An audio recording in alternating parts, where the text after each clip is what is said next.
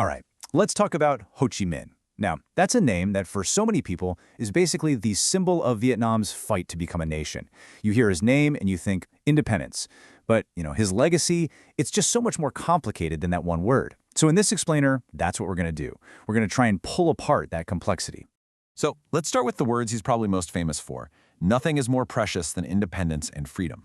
I mean, you have to remember, this is a country that had been under French colonial rule for decades.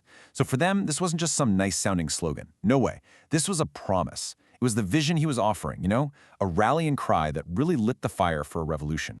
Okay, so that's the vision, right? It's powerful, it's unifying. But, and this is where the story takes a really crucial turn, to achieve a goal that big, that profound, well, it often means making some incredibly difficult, sometimes even brutal choices. And that forces us to ask a really tough question. What was the actual price of that freedom? What did it really take to build this new nation?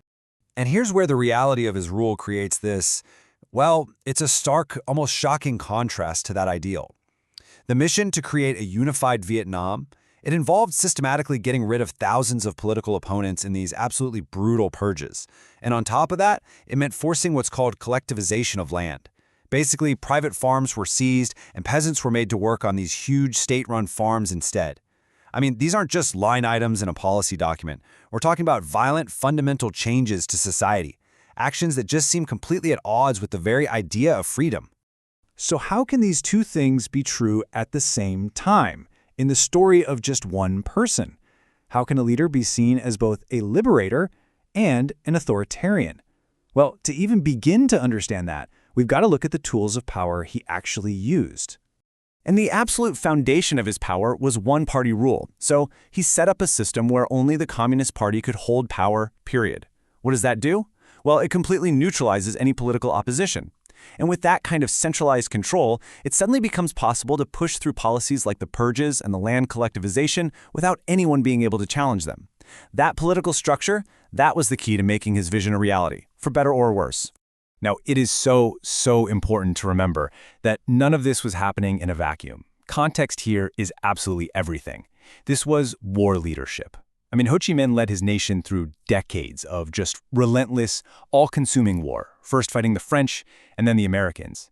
And when you're in that kind of pressure cooker, in that crucible of war, leaders will often argue that extreme measures aren't just an option, they're a flat-out necessity for the nation to even survive and stay unified. And this brings us right to the heart of it all, the big, enduring question about Ho Chi Minh's legacy. How do we reconcile that incredibly inspiring vision of freedom with the often ruthless methods he used to get there and to hold on to power? And here it is, the central paradox, just laid bare. You've got on one side this profound ideal, the thing that inspired millions of people to fight and even die for their country. And then on the other side, you have the authoritarian tools he used to build and control the state. The really crucial takeaway here is that you just can't understand Ho Chi Minh or the country he founded without holding both of these conflicting truths in your head at the same time. They're not separate. The vision and the methods are just forever tangled up together. And so we're left with this final lingering question, because really, Ho Chi Minh's story isn't just about Vietnam. It's a powerful case study that forces all of us to ask something bigger, something universal. When a nation is literally forged in the fire of conflict, when independence is won through decades of bloodshed, what happens to the very freedom you are fighting for in the first place? Does that struggle for liberation almost have to use tools of control that, in the end, undermine the whole point? It's a question that echoes through the histories of so many revolutions, and it leaves us to really grapple with the incredibly complex and often tragic price of freedom.